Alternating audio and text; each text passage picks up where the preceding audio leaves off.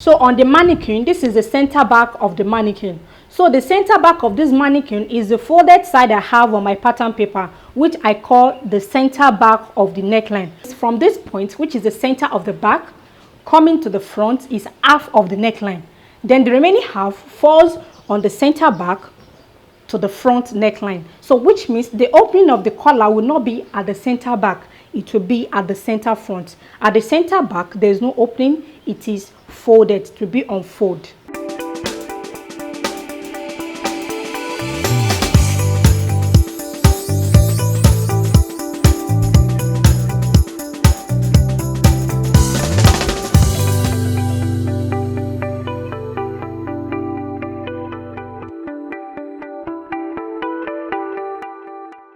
Hello guys, welcome back to my channel, and if you are new here, this is Reggie School of Fashion. In the last tutorial of this video series of how to draft and construct a male shirt, I showed you guys how to draft, cut and construct a shirt placket. And in case you missed out that video, the link to the video is in the description box below, plus other tutorials pertaining to this video series. So guys, in today's video, I will be showing you how to draft, cut and construct a Mandarin collar, popularly known as Chinese collar, which can be attached to a button-down shirt, a senator wear, kaftan for both male and female. If you are here to subscribe to my channel, kindly subscribe now and remember to put on the notification bell so that you will get regular notifications whenever I upload a new video. My name is Bolaji and this is Reggie School of Fashion. In drafting a Chinese collar, 3 basic measurements are needed, which are the front neck measurement, the back neck measurement, and the collar height. So that is the height of the collar. So we already have our front and back neck measurements. So that is the measurement I have on the fabric. So if you have been following me from the beginning of this video series, you will understand how we arrive at this point. And in case you just come across my channel, the link to the videos are available in the description box. So I will take the measurement for the neck from shoulder point to shoulder point, but don't forget we already have our seam allowance of 0.5 inches, which will be used in joining the shoulder. So I will measure that 0.5 inches downward first. So this is a point, and on the other side I will measure the same 0.5 inches downward. So which means my measurements will start from this point to this point. So please note, when you are taking this measurement, it is advisable you take this measurement on the fabric and not on the pattern. So cut out your fabric first and construct it to this level before you take that measurement, so that you will have an accuracy between the neck and the collar.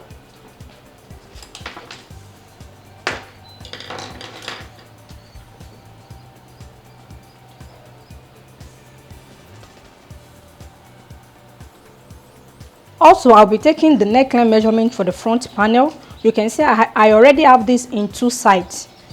So just because I've attached the placket, that is why I'm having it in 2 sides. So I will measure the first part and I will measure the second part and add the 2 together. So just as I did when I was measuring the back panel, I will come down by 0.5 inches, which is the same allowance in joining the shoulder.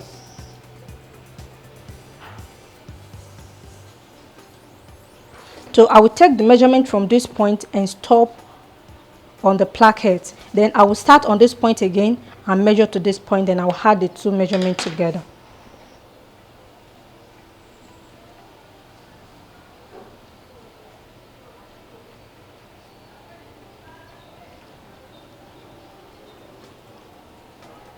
So here I have 4.625. I will note it down. Then I will come to the other side .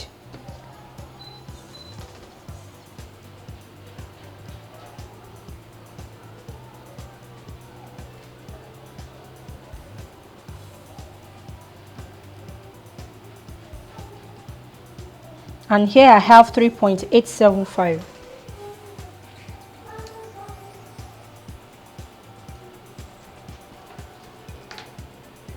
Then I will add these 2 together, 4.625 plus 3.875. In case you don't know how to read your measuring tape, when you get to the point of 6.25, 8.75, you have issue.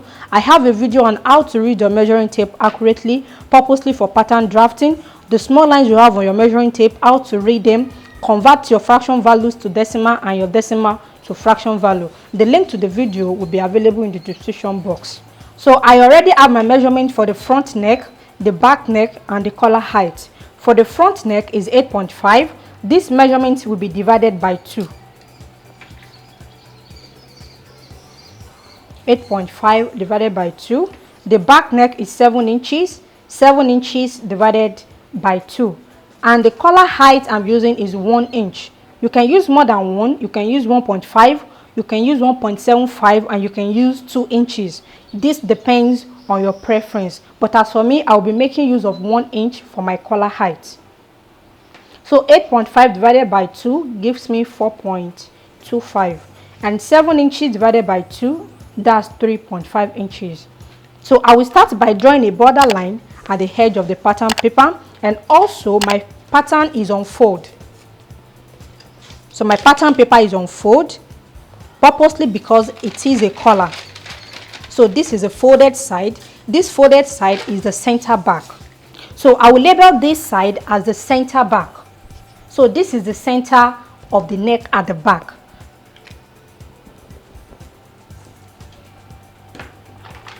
And I will draw a border line at the edge of the pattern paper.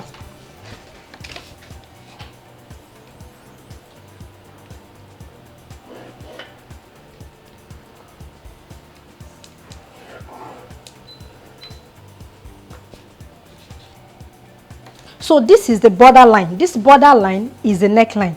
This is the center back. So I'll be removing my pattern and reposition it so that you will understand what I'm trying to do. I don't want you to get confused, because this is different from our normal pattern, skirt pattern or bodice pattern. So I've repositioned my pattern paper. So this is the neckline. This border line is the neckline. So I will label it as a neckline. So this is the neckline.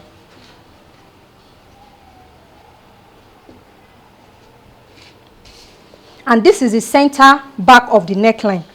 So this is the center back of the neckline. The center back of the neckline. This is the center back of the mannequin. So the center back of this mannequin is the folded side I have on my pattern paper, which I call the center back of the neckline. From this point, which is the center of the back, coming to the front is half of the neckline. Then the remaining half falls on the center back to the front neckline. So which means the opening of the collar will not be at the center back, it will be at the center front. At the center back, there is no opening, it is folded, to be on fold. So from the center back, I will insert half of the neckline measurement. The back neckline measurement I'm using is 7 inches. Divided by 2, I have 3.5 inches. So I will insert 3.5 inches on this neckline line. So this is the neckline line. So from the center back point forward, I inserted 3.5. So this is the point.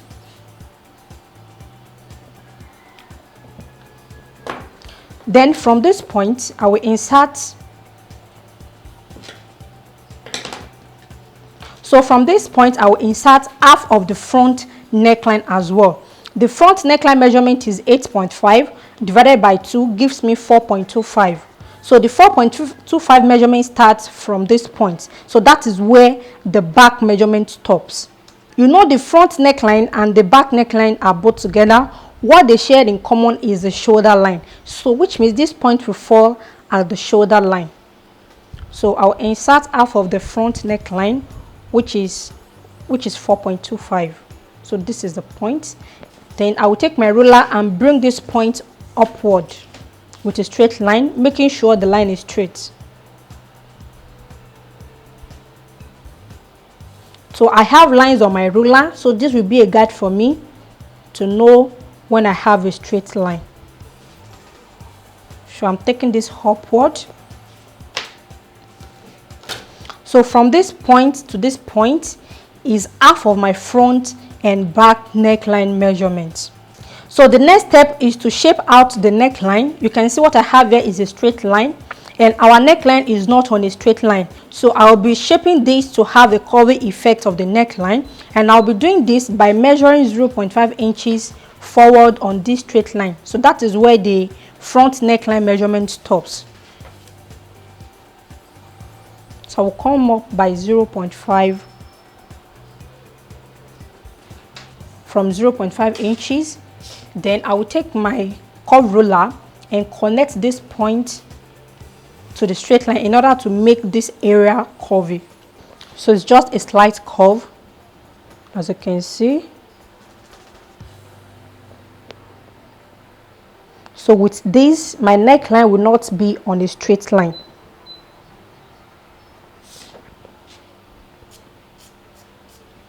So the next step is to insert the height of my collar, which I will be making use of 1 inch. But before measuring out the height of my collar, I will shift this line to make it a slant line instead of a straight line. So what I'll be doing is just position the straight line I have on my ruler to align with this curved line.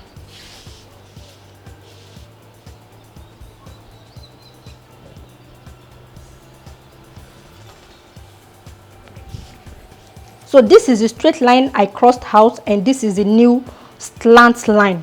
So my measurements will not go along this straight line, it will go along this slant line. So that was why I crossed this out. So my collar height is 1 inch. Also, don't forget, every lines we have around here is no more useful. This has been adjusted to a curved line. So this is our line now. It starts from this point, it comes towards here to the notch point and to the center back. So which means the measurement will start from this point upward. So I will take that measurement along this shape, along the shape of the neckline. I will be measuring 1 inch along this line, and I will add extra 1 inch to make it 2 inches. I need 0.5 inches upward and I need 0.5 inches downward. That's 1 inch. And the height of the collar is 1 inch. So altogether makes 2 inches. So instead of measuring 1 inch, I will measure 2 inches. So I'm measuring 2 inches along the shape of the neckline.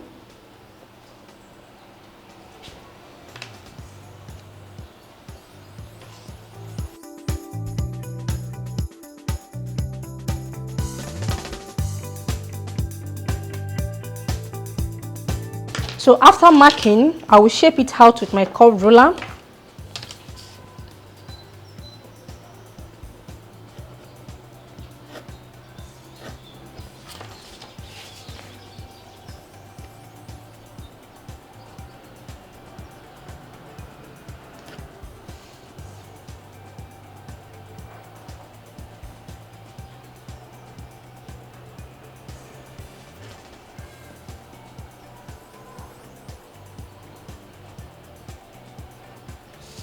From here to here is 2 inches. From here to here is 2 inches. So from here to here is 2 inches. So the height of the collar itself is 1 inch.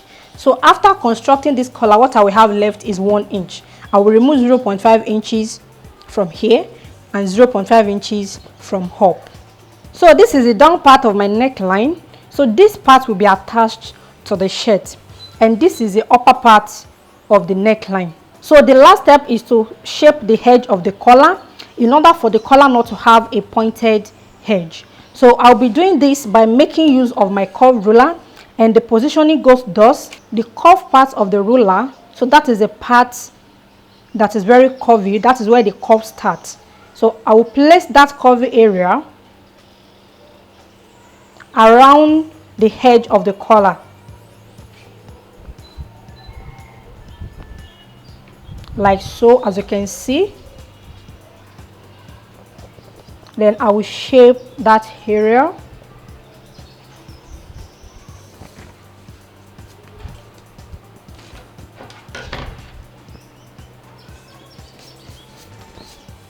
So you can adjust your curve if you don't want it to be as curvy as this. I will just adjust my ruler. So it all depends on how much you want the curve to be.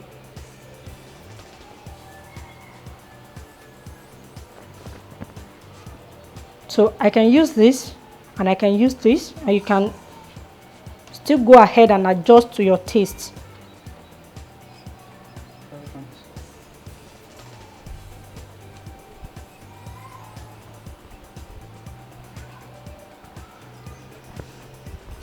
So as you can see, I have 3 lines here. This is the first one, this is the second one, and this is the third one. So as for me, I'll be making use of the second line. This second curved line is what I'll be using, and I'll clean the remaining 2 lines in order not to get you confused.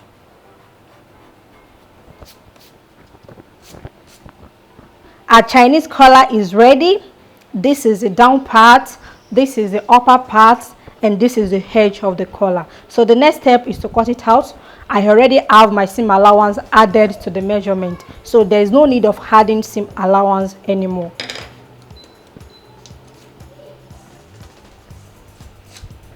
I'm ready to cut out the pattern now, but before I cut it out, I will be cutting 2 of these, so which makes me to fold my pattern into 2.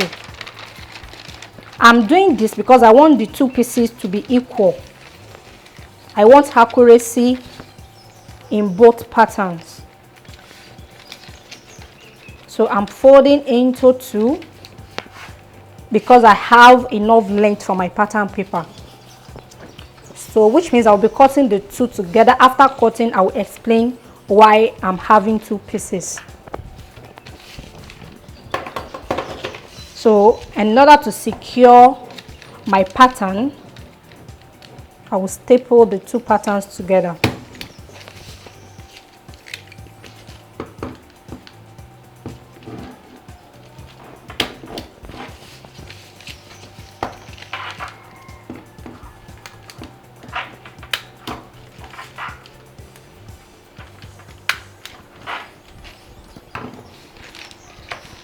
So with this, the 2 patterns will be equal, and I will cut.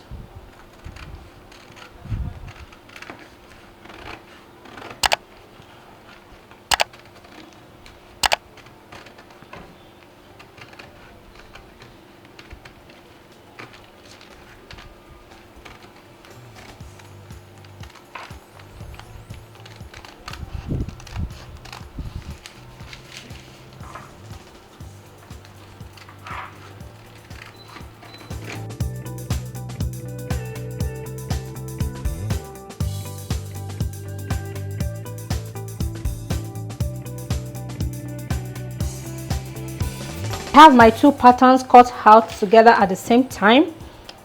The notches I have at the center back, I will transfer it on the second pattern, so which is here. So that's the point. So this is the second pattern. I'm placing notches on it. I have 2 notches here and 1 notch on the first pattern. So this is the pattern I cut out. When I open it, I have it like so. So when we are constructing a collar or any collar has to be in 2 pieces. So that was why I cut the 2 pieces together at the same time. One will be the top collar and the other one will be the under collar. So this is my top collar, and I will label it as my top collar.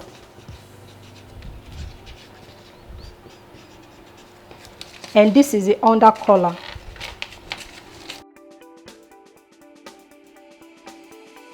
So this is the under collar. So this is the neckline area. So that when I'm cutting out my fabric, I will indicate that point. When I'm ready to attach the collar, there will not be mixed up attaching the upper part to the neckline. Now I'll be cutting out my pattern on fabric. Don't forget I have 2 patterns. One is the under collar and the other one is the top collar. So this white fabric, which is the leftover fabric, I've been using in constructing a shirt, a male shirt. So this is what I'll be using in cutting out the top collar, and I'll be using this fabric for the under collar. So I will open up my pattern. So my fabric also is not on fold. I have my fabric as single and I open up my pattern. So I will pin my pattern together with my fabric.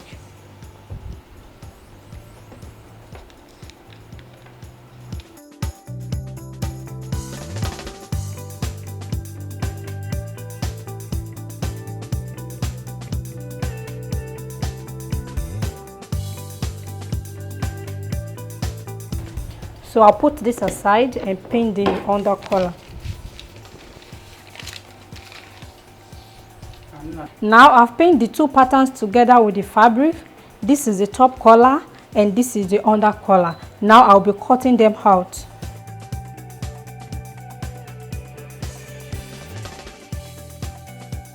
So I've cut out my fabric, the top collar and the under collar. So the next step is to place notches on the fabric. I'm placing notches on the center back, at the upper part and the lower part. And I'll be placing the same notches on the top collar. But in case you are using the same fabric for both top and under collar, you have to differentiate your notches. So you can place two notches on top collar and one notch on the under collar, so that when you see two notches, you will know it is your top collar, and when you see one notch, you will know it is your under collar. But because I have different color of fabrics already, so there's no need for that, I'll be placing one notches on both collar.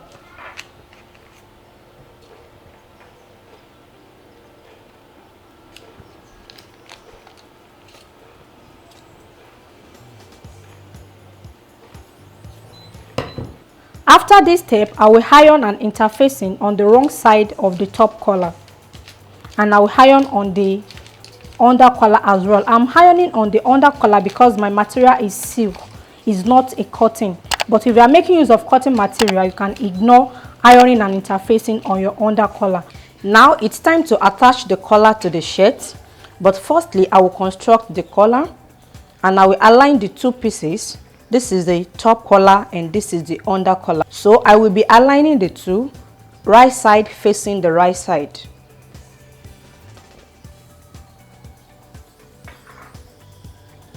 The right side of the top collar facing the right side of the under collar.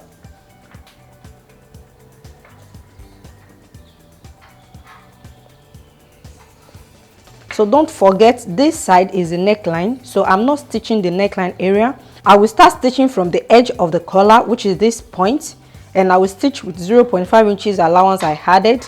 Then I will stitch through this area up to the other side of this point. So guys, I've joined the top and the under collar together. As you can see, this is the result.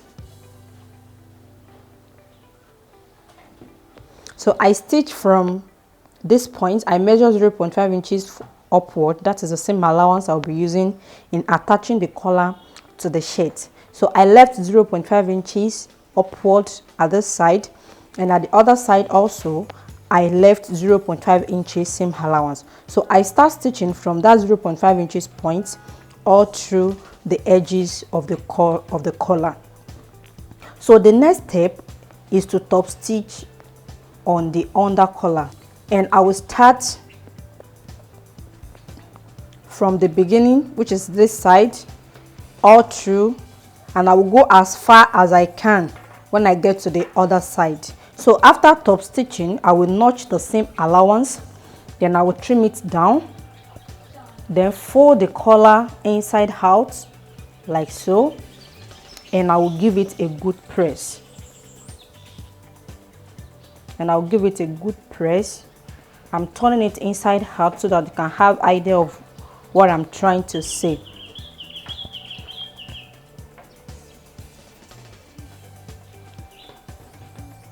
So after top stitching, notching and pressing, it will be very easy to turn. So the collar will be easy to turn. So after top stitching, notching and pressing, this is what I will have, and I'll be doing that off the camera. I'll be back to show you the results. So guys, I've top stitched on the collar. I top stitched, I notched the same allowance, and I trimmed it off. And also I gave it a good press. That is why you are seeing it looking flat and neat. Before I can attach the collar, I have to join the shoulders together, the front shirt and the back shirt. This is the front shirt and this is the back shirt, and I join the shoulders together. Then I join the shoulder in such a way the seam allowance is inside.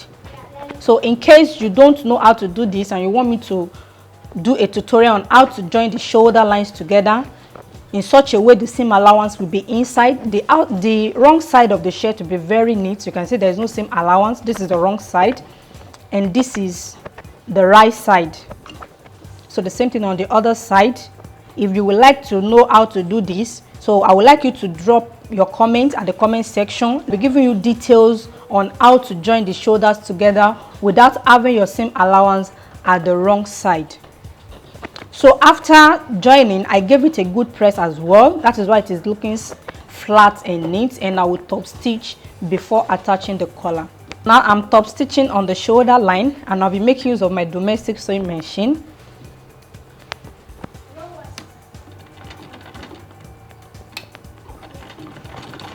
So I'm top stitching the shoulder line.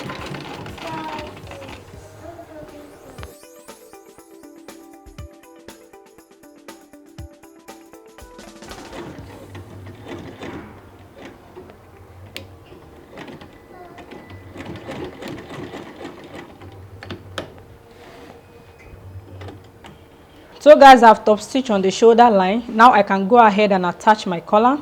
This is my under collar, the blue collar is my under collar, while the white is my top collar. And because of this, the arrangement goes thus: the right side of the under collar facing the wrong side of the shirt. This is the under collar, the blue fabric. The right side of the blue fabric facing the right side of the shirt. So this is the right side of my shirt. This is the back. This is the right side, while this is the inside of the shirt, which is the wrong side. So the right side of my under collar facing the wrong side of my shirt around the neckline. The collar is attached around the neckline. So I have a notch at the center already. This is the center of the back neckline, and this is the center of the collar. So the notches align with each other, and I secure that with pin. So guys, I've pinned the collar together with the shirt, so I can go ahead and stitch. So I'll be stitching from edge to edge.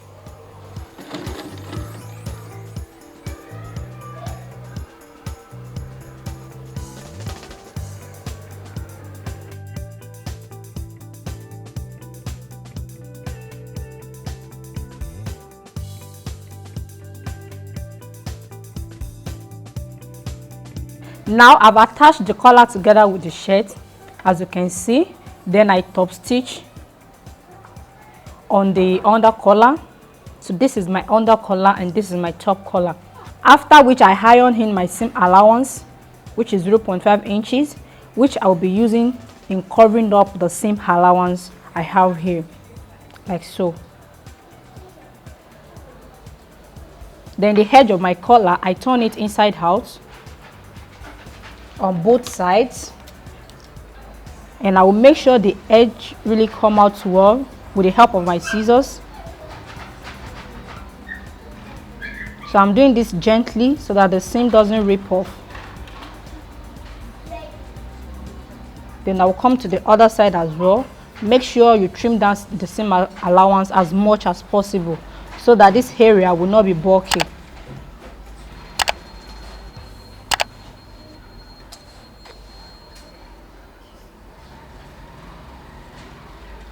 So I'm bringing this out gently.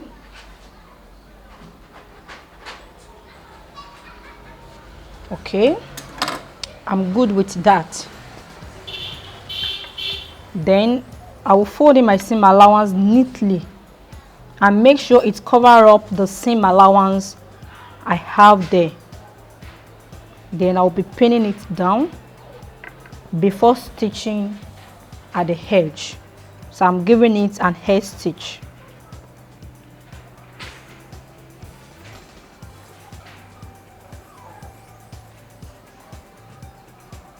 So I'll make sure it cover up the seam, not showing at all.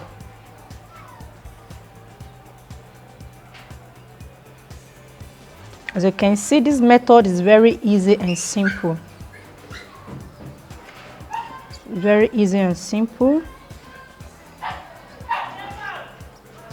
So just lay your hands on it, give it a try. If you have any challenge, let me know at the comment section. If you have any question, drop your question at the comment section, as I will be glad to attend to them all. So with this, it will be very easy for me to apply an edge stitch.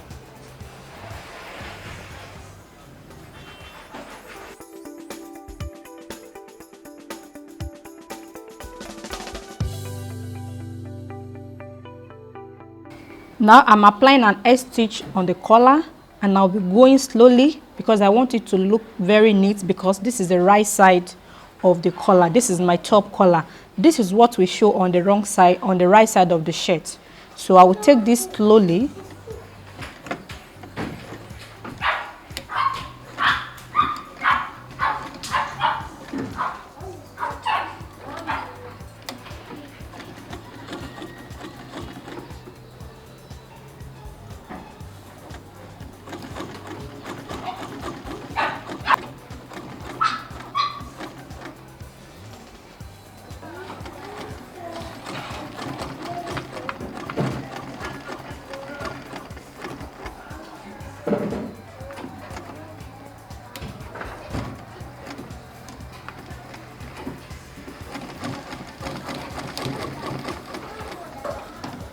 So guys, this is the final look of our collar. As you can see, it's looking neat and beautiful. This is the inside of the collar, which is the under collar, and this is the outside of the collar, which is the top collar. So guys, if you have any question as regard this video, kindly drop them at the comment section below, as I'll be so glad to attend to all your questions. Thank you for watching this video on how to make a Chinese collar. If you find this video helpful in any way, kindly subscribe and also share this video with your loved ones. Till we meet next time, when I'll be showing you how to draft and construct a shirt sleeve with cuff. Always remember, there is no elevator to success. You have to take the stairs.